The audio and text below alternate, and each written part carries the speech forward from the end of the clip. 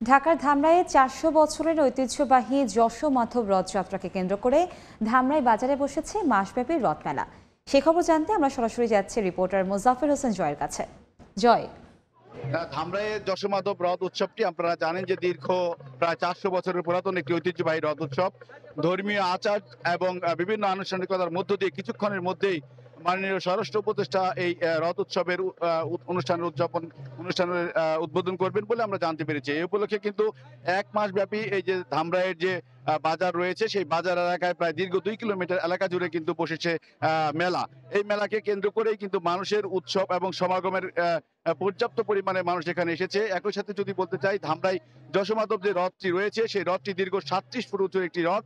এই রথটি এখান থেকে রশি দিয়ে টেনে অপর প্রান্তে নিয়ে যাওয়া হবে। আর এই উপলক্ষে এখানে কিন্তু পুণ্যার্থীরা যারা রয়েছে তারা কিন্তু ইতিমধ্যে কলা, চিনি সহ নটকল সহ বিভিন্ন সামগ্রী কিনেছেন। যখন রশি দিয়ে রথটি টেনে নিয়ে যাওয়া হবে তখন ভক্তবিন্দু কিন্তু সেটি নিক্ষেপ করবেন যার যার ইচ্ছা পূরণের উদ্দেশ্য করে। আমরা রথ উদযাপন কমিটির পক্ষ থেকে যেটি জানতে পেরেছি যে ইতিমধ্যে কিন্তু রথকে কেন্দ্র করে কিন্তু পর্যাপ্ত নিরাপত্তা ব্যবস্থা জোরদার করা হয়েছে। একই সাথে আমরা কিছুক্ষণ আগে দেখেছি যে সেনাবাহিনীর সদস্যরাও কিন্তু এই রথ মেলায় কিন্তু তারা নিরাপত্তা জোরদারের জন্য এখানে এসেছেন এবং পর্যাপ্ত পরিমাণে আইন শৃঙ্খলা বাহিনী যেমন রয়েছে তেমনি কিন্তু আমরা দেখেছি যে রথ উৎসবকে কেন্দ্র করে কিন্তু এই ধামরাই এলাকা কিন্তু ইতিমধ্যে জমজমাট হয়ে উঠেছে এবং একই সাথে কিন্তু আমরা দেখেছি যে বাংলাদেশ তো বটেই, বাংলাদেশের বাইরে থেকেও কিন্তু পুণ্যার্থীরা এখানে এসেছেন এবং এই রথ উৎসবকে আনন্দ এবং সাফল্যমণ্ডিত করতে